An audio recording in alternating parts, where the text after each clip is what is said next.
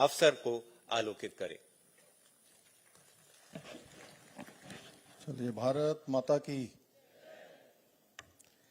AIIMS Rishikesh के 6वें दीक्षांत समारोह के अवसर पर आज के इस दीक्षांत समारोह के मुख्य अतिथि देश के यशस्वी उपराष्ट्रपति आदरणीय सीपी राधाकृष्णन जी, उत्तराखंड के माननीय राज्यपाल लेफ्टिनेंट जनरल श्री गुरमीत सिंह जी, अभी जिनका हम लोगों ने बहुत सारगर्भित उद्बोधन यहाँ पर सुना, केंद्रीय स्वास्थ्य एवं परिवार कल्याण राज्य मंत्री श्रीमती अनुप्रिया पटेल जी, लोकसभा के सांसद एवं पूर्व मुख्यमंत्री आदरणीय श्री त्रिवेंद्र सिंह रावत जी, उत्तराखंड भाजपा के अध्यक्ष और राज्यसभा के सांसद आदरणीय महेंद्र भट्ट जी, राज्यसभा के सांसद आदरणीय नरेश बंसल जी, एम्स ऋषिकेश के अध्यक्ष आचार्य प्रोफेसर राज बहादुर जी, निदेशक मीनू सिंह जी एवं सम्मानित सभी संकाय के सदस्यगण, बड़ी संख्या में आए हुए सभी अभिभावकगण, सभी अतिथिगण, सभी महानुभाव और जिनके निमित्त आज ये शानदार कार्यक्रम जिसमें हमें उपराष्ट्रपति महोदय का सानिध्य प्राप्त हो रहा है, ऐसे सभी मेरे प्रिय विद्यार्थियों, सर्वप्रथम मैं आदरणीय उपराष्ट्रपति श्री सीपी राधाकृष्णन जी का देवभूमि उत्तराखंड आगमन पर देवभूमि उत्तराखंड के समस्त नागरिकों की ओर से उनका स्वागत करता हूं, उनका अभिनंदन करता हूं। साथ ही मैं आज एम्स ऋषिकेश के 6वें दीक्षांत समारोह में उपाधि प्राप्त करने वाले आप सभी ऊर्जावान हमारे युवा चिकित्सकों का, नर्सिंग विद्यार्थियों का, विशेषज्ञों का एवं सभी छात्र छात्राओं को हार्दिक बधाई देता हूं एवं आप सबके उज्जवल भविष्य की कामना करता हूं। मुझे ये जानकर अत्यंत प्रसन्नता हो रही है कि इस समारोह में आज जहां एक और 386 छात्र छात्राएं आज अपनी डिग्री प्राप्त कर रहे हैं, वहीं उत्कृष्ट प्रदर्शन करने वाले विद्यार्थियों को भी आज स्वर्ण, रजत एवं कांस्य पदक भी प्रदान किए जाएंगे।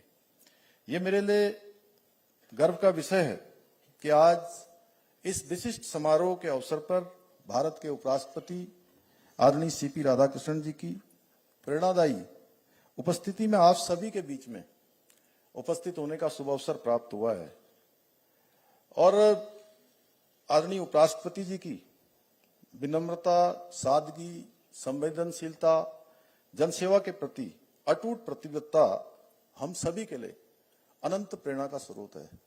सच में आज मुझे तो पता नहीं था कि आप सब आज ये ब्रह्म कमल की टोपी, जिसे सबसे पहले हमारे प्रधानमंत्री जी ने 26 जनवरी 2022 को स्वतंत्रता दिवस के अवसर पर उन्होंने इसको अपने सर पर धारण किया था और उसके बाद ये टोपी विश्व विख्यात हो गई।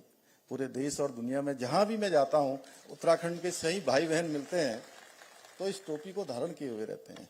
और आज उपराष्ट्रपति जी तो जब हवाई जहाज से नीचे उतर रहे थे तो पिछली बार हम लोगों ने जरूर उनको ये टोपी पहनाई थी, लेकिन इस बार सच में आपने बहुत ही भाव विभोर कर दिया। मुझे देख के सच में बहुत भावुकता हुई आपको देखकर, और ऐसा लग ही नहीं रहा था कि उपराष्ट्रपति जी का जन्म कहीं दूर सुदूर हुआ होगा, हमसे दूर। ऐसा लग रहा था कि आप उत्तराखंड में ही कहीं जो है यहीं के कहीं के निवासी हैं। तो सच में आपका जो सरल स्वभाव है और राष्ट्र सेवा के प्रति आपका समर्पण है, दृढ़ संकल्प, इसके बल पर आपने सामान्य पृष्ठभूमि से निकलकर दूसरे सर्वोच्च संवैधानिक पद तक पहुंचने की आपकी जीवन यात्रा साधारण से असाधारण है। आपने अपने लंबे सार्वजनिक जीवन में विभिन्न महत्वपूर्ण दायित्वों का निर्वहन करते हुए सदैव राष्ट्रहित और जनहित को सर्वोपरि रखकर कार्य किया है। अपने व्यापक अनुभव और विशिष्ट कार्यशैली के माध्यम से आप राज्यसभा के माननीय सभापति के रूप में देश के लोकतांत्रिक मूल्यों को और अधिक मजबूत बनाने में महत्वपूर्ण भूमिका निभा रहे हैं। आज आपके करकमलों से उपाधि प्राप्त करने वाले इन सभी नवोदित चिकित्सकों एवं विद्यार्थियों को अपने कर्तव्यों के प्रति और अधिक समर्पित होकर राष्ट्र सेवा के मार्ग पर आपका सानिध्य इनको अग्रसर होने की प्रेरणा देगा। मेरे युवा साथियों, जैसा अभी मंत्री जी ने भी बहुत संक्षिप्त में लेकिन बहुत आप सबके सामने बहुत ही महत्वपूर्ण बात करी। आज का दिन आप सबके जीवन में एक नए अध्याय की शुरुआत का ये महत्वपूर्ण अवसर है। बहुत सारे लोग ये भी सोच सकते हैं कि हमको डिग्री मिल गई और हमारा काम आज पूरा हो गया। आज का काम आज पूरा नहीं हुआ, बल्कि आज से आपका काम शुरू हो रहा है और अधिक जिम्मेदारी का काम। आप सभी ने चिकित्सा जैसे पवित्र और चुनौतीपूर्ण क्षेत्र को चुना है, जो एक केवल पेशा नहीं है, बल्कि एक मानवता की सेवा का सर्वोच्च माध्यम है। इसलिए आपको इस महान दायित्व का निर्वहन निरंतर पूरी निष्ठा के साथ, पूरी सेवा के साथ, संवेदनशीलता और करुणा के साथ करना होगा। मैं आशा करता हूं आप अपने ज्ञान के द्वारा, अपने कौशल के द्वारा न केवल रोगों का उपचार करेंगे, बल्कि स्वास्थ्य सेवाओं को और उनकी गुणवत्ता को ऊंचाइयों पर ले जाने पर आप महत्वपूर्ण भूमिका भी निभाएंगे। भाइयों बहनों, उत्तराखंड राज्य निर्माण का स्वप्न साकार करने वाले हमारे पूर्व प्रधानमंत्री श्रद्धेय अटल बिहारी वाजपेयी जी द्वारा प्रदेश को प्रदान की गई ऋषिकेश रूपी एम्स, ये दिव्य संजीवनी आज हमारे राज्य के लिए एक ऐसे जीवन रक्षक केंद्र के रूप में स्थापित हो चुकी है। मैं तो एम्स ऋषिकेश को अक्सर स्वास्थ्य मंदिर कहता हूं, क्योंकि स्वास्थ्य मंदिर में आधुनिक चिकित्सा के साथ साथ करुणा, सेवा और संवेदना का अद्भुत समन्वय यहां देखने को मिलता है।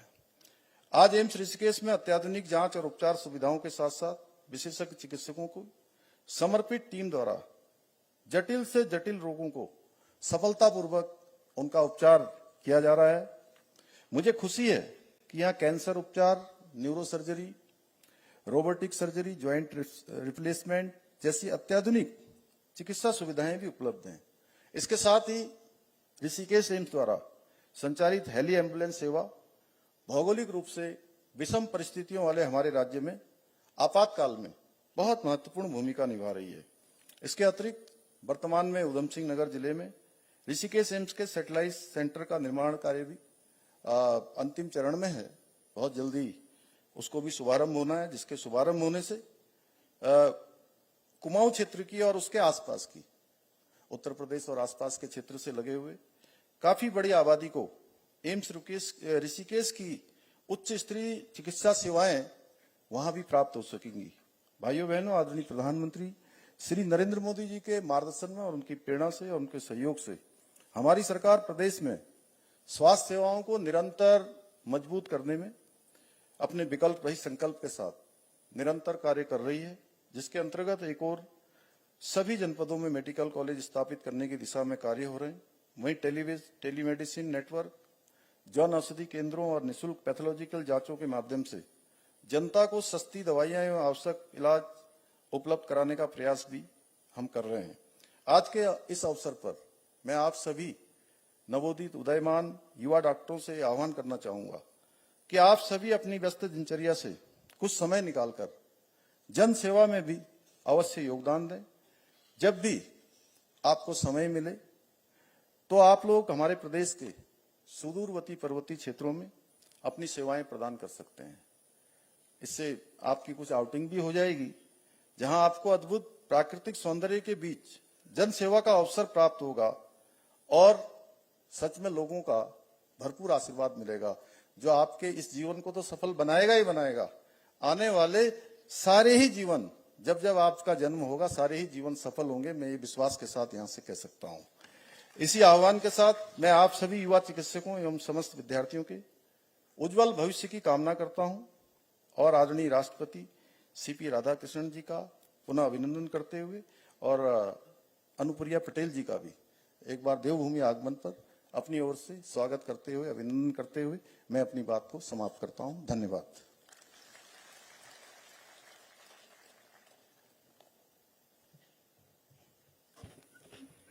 माननीय मुख्यमंत्री जी, आपके स्नेहिल सानिध्य के लिए हम समस्त सभागार की ओर से आपके प्रति अपनी हार्दिक कृतज्ञता निवेदित करते हैं।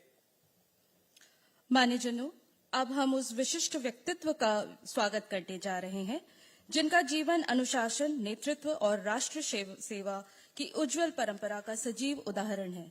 मैं सादर आमंत्रित करती हूं हमारे विशिष्ट अतिथि उत्तराखंड के माननीय राज्यपाल लेफ्टिनेंट जनरल श्री गुरमीत सिंह जी का कि वे अपने प्रेरक उद्बोधन द्वारा इस गरिमामयी अवसर को आलोकित करें।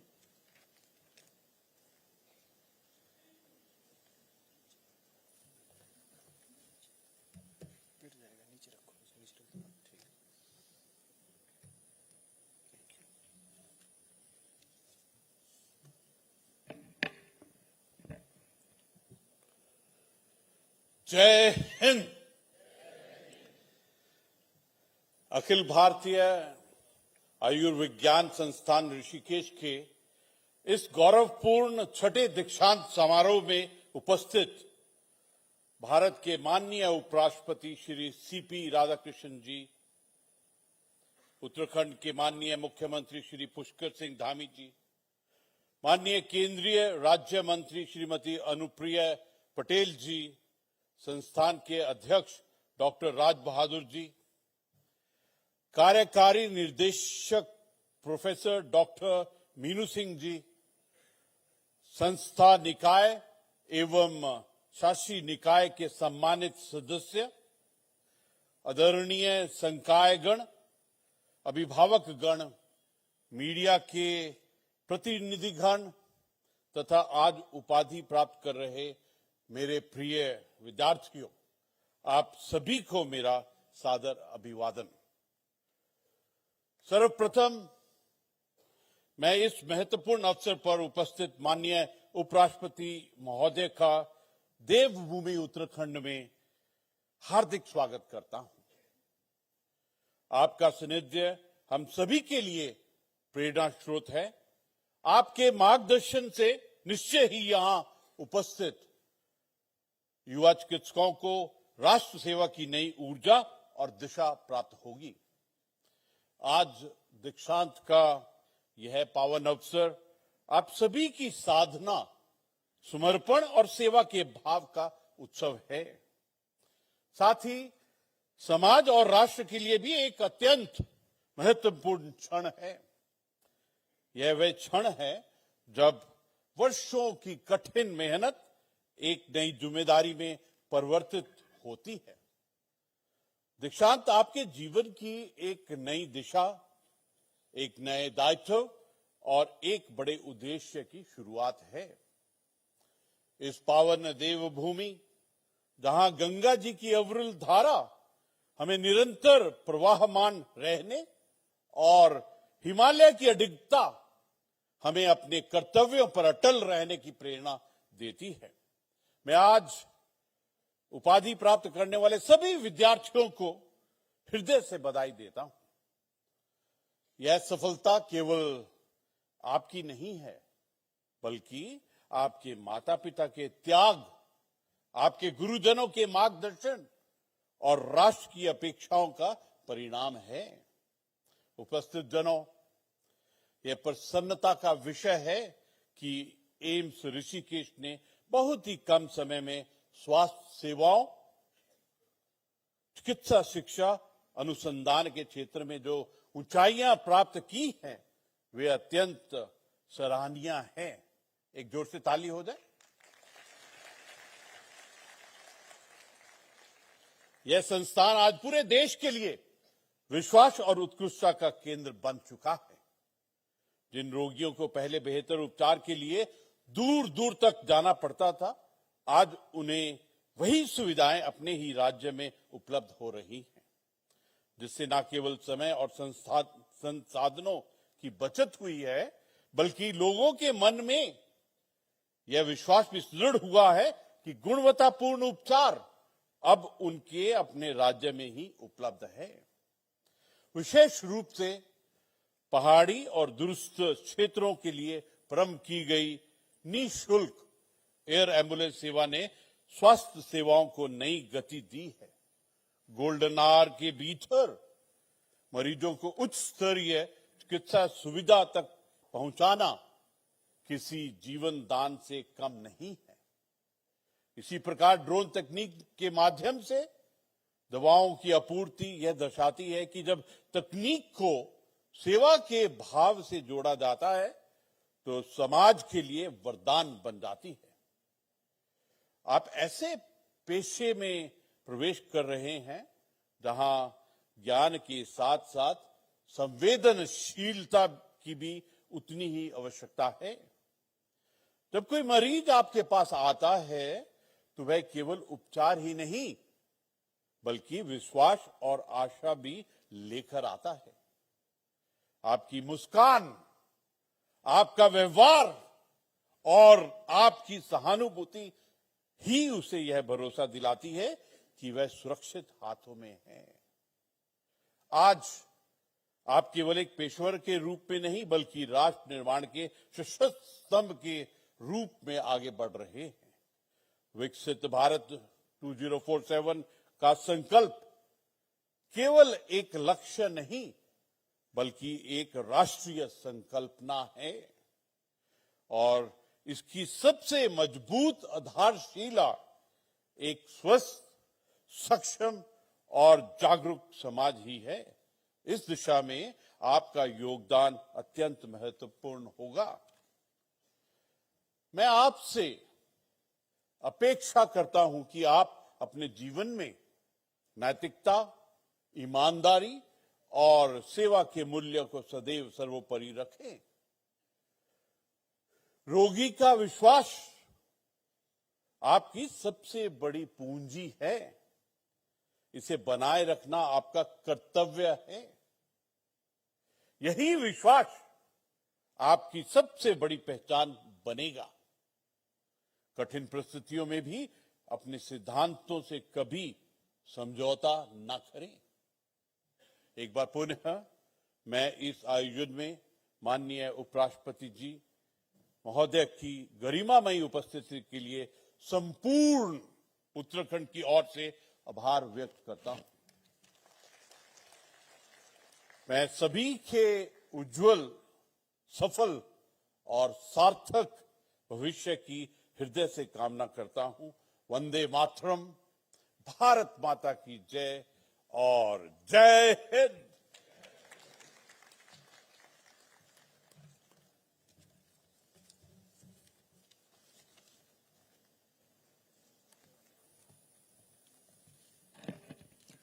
माननीय राज्यपाल महोदय, आपके मार्गदर्शक उद्बोधन के लिए हम समस्त सभागार की ओर से आपके प्रति अपनी हार्दिक कृतज्ञता निवेदित करते हैं।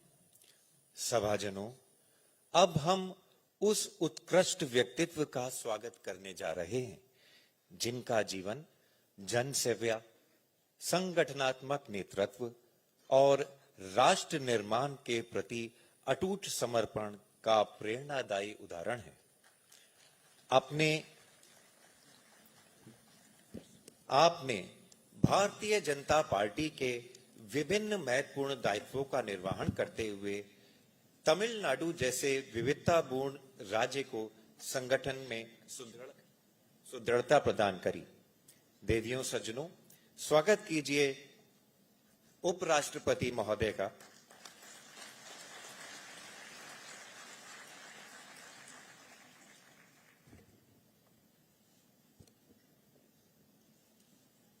मैं भारत माता के पवित्र चरणों को स्पर्श करता हूं और उनको प्रणाम करता हूं।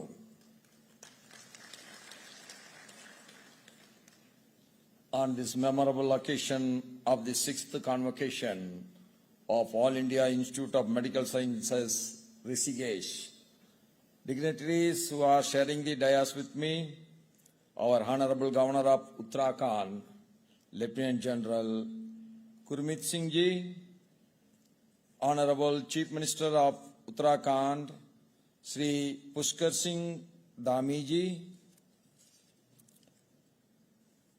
our Honorable Union Minister of State for Health and Family Welfare, Government of India, Srimati Anupriya Patel Ji, Honorable Member of Parliament, Lok Sabha, Sriman Trivendra Singh Rawat Ji, Honorable Member of Parliament, Rajya Sabha, Sriman Naresh Bansal Ji, Honorable Member of Parliament, Rajya Sabha, Sriman Mahendra Pat Ji, President AIMS, Rishikesh, Professor Raj Bahadur Ji.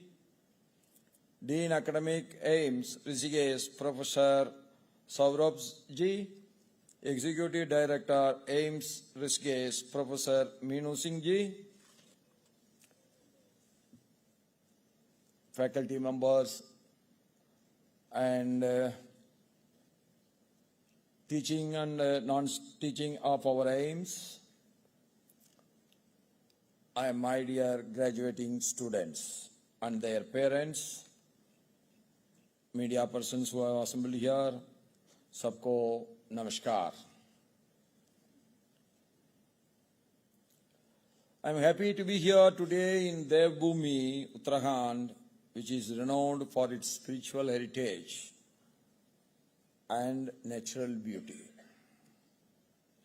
The holy land of Rishikesh, known across the world as a gateway to the Himalayas and a center of reflection and healing, adds a deep sense of purpose to this occasion. A convocation is a moment of transition, a moment of reflection, and above all, a moment of responsibility. It marks the culmination of years of your good effort, high discipline, and devoted sacrifice. But it also marks the beginning of something far greater, the beginning of your professional duty to the society and the nation. To each one of you, the who are graduating today, I extend my heartiest congratulations from the bottom of my heart. A few years back, our nation's health infrastructure was put to test by COVID pandemic. Under the guidance of our Honorable Prime Minister, Sriman Narendra Modi ji, the nation navigated the challenge with determination. From large-scale vaccination drives to ensuring continuity in education and essential services, India demonstrated an ability to adapt, innovate, and safeguard its people during one of the most testing times of the recent history. One of the most remarkable aspects of India's response to the COVID-19 pandemic was its commitment to inequity and inclusion through the provision of free vaccination to all citizens. While other nations developed vaccine, no doubt about it, they can run behind patenting the vaccine they found, the vaccine they innovate, and they want to make huge profit out of it. Whereas our Indian researchers developed the vaccine for the benefit of the whole humanity. Over 140 crore Indians were given COVID vaccination free of cost.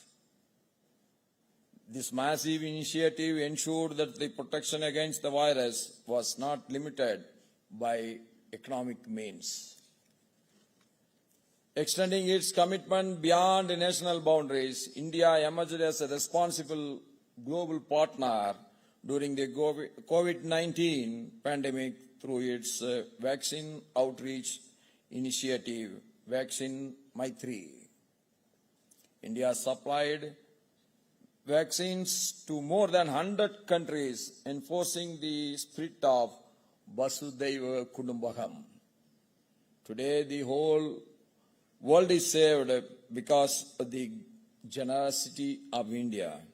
By supporting the nations in need, particularly across the developing world, India not only strengthened the global health security, but also demonstrated the leadership rooted in compassion, solidarity, and shared progress. The expansion of quality healthcare infrastructure in India has been significantly strengthened through the establishment of new All India Institute of Medical Science institutions across the country in the last decade. What is good governance? Good governance is, one, we have to understand the need of the people and we have to serve the needs of the people. You all know only one AIIMS was there in Delhi, everywhere pouring from all over the country, they were pouring into the AIIMS.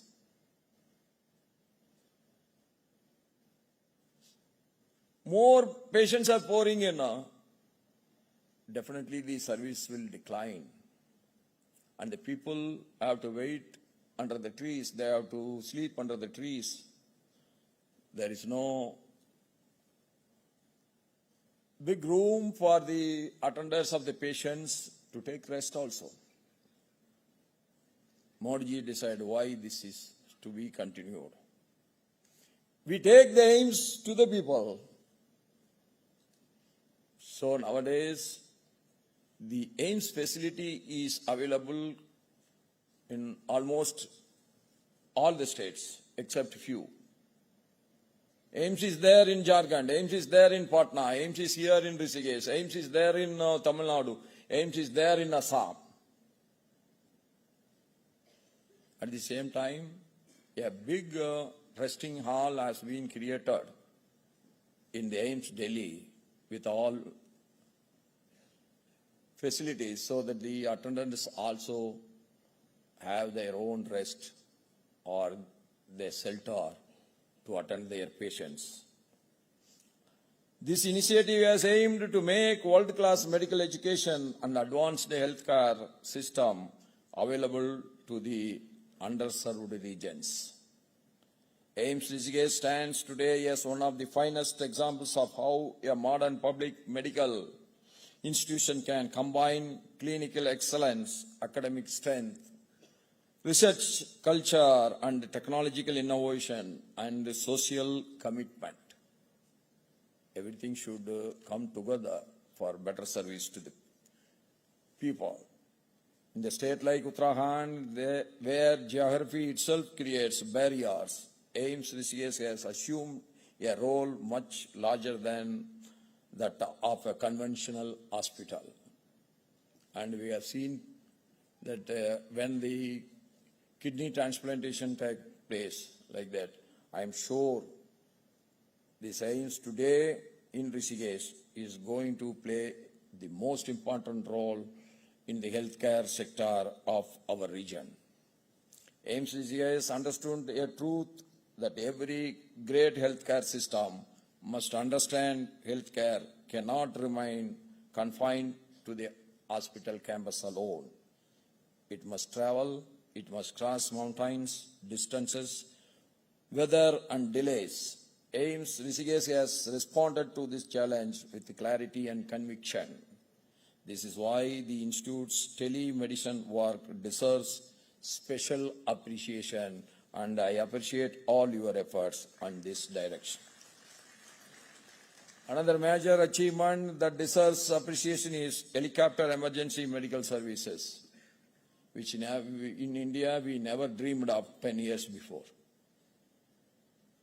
We have seen only in the Hollywood pictures. Now it becomes reality in our country too. It can turn around the emergency situation.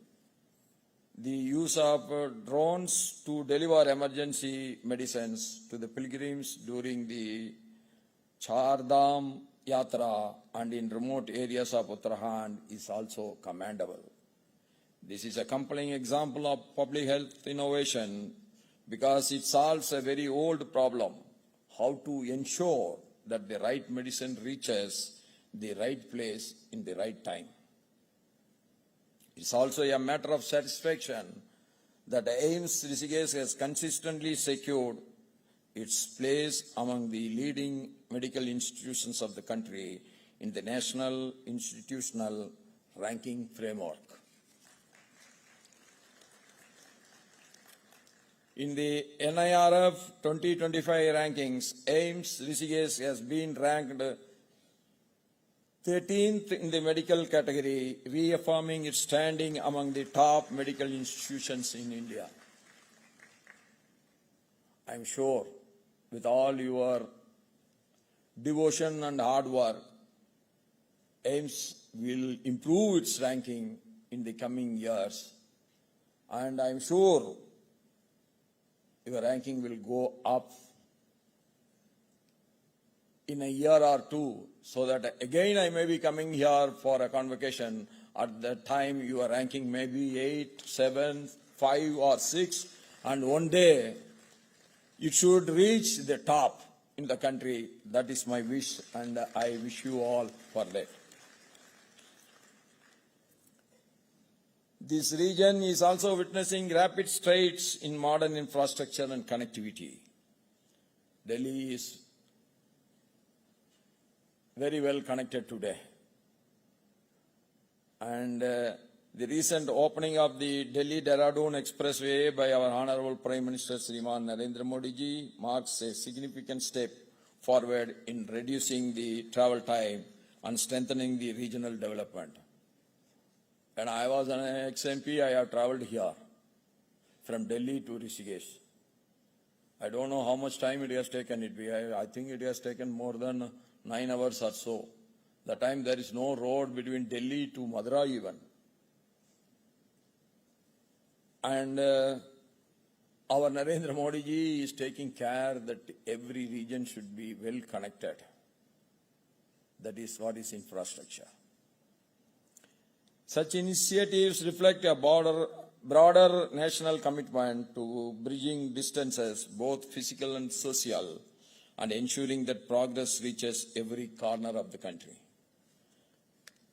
Under the dynamic leadership of our Honorable Chief Minister of Uttarakhand, Shriman Pushkar Singh Dhami ji, there has also been focused efforts in strengthening the infrastructure, promoting education, and enhancing the healthcare delivery. I wish him that he should be more successful in the coming years. His emphasis on inclusive growth and responsive governance continues to inspire confidence and create opportunities, particularly for the youth force. Such leadership plays a vital role in shaping a progressive and resilient society. Dear graduates, today, as you receive your degrees, you step into the world that looks to you with great expectation. Healthcare is a public trust. You are graduating at a time when the role of medical professionals extends beyond hospitals and clinics. You are participants in the larger national mission to build a healthier, more resilient India. Whether it is through preventive care, rural outreach, research, or innovation, your contribution will shape not only individual lives, but the trajectory of our entire society. At the same time, your journey must remain anchored in the timeless values of empathy, integrity, and service.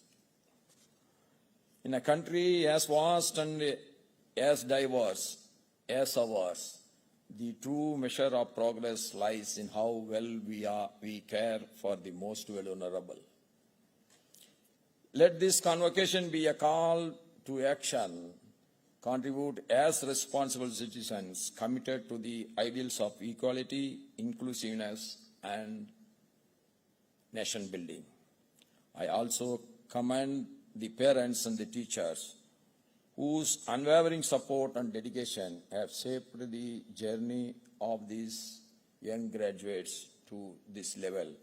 I humbly request all the students to stand up and give a big hand to your parents and teachers who are the sole responsible for making you a big achievement in your life. And my humble request to you is never forget your teachers, never forget your parents. Thank you. Please take your seat. Parents have been the silent pillars of strength, making countless sacrifice and nurturing values. They go beyond academic excellence. Teachers, with their tireless commitment, have imparted knowledge and skills essential in the noble profession of medicine. This milestone is as much a celebration of their guidance and belief as it is of the students' hard work and achievements. I congratulate each one of you graduating students today and wish them strength, wisdom, and compassion in the journey ahead. My best wishes to all of you to be more successful in the coming years in your every future efforts. My best wishes to all of you once again. Jai Hind, Jai Uttarakhand, long live Mother Bharat. Thank you everyone.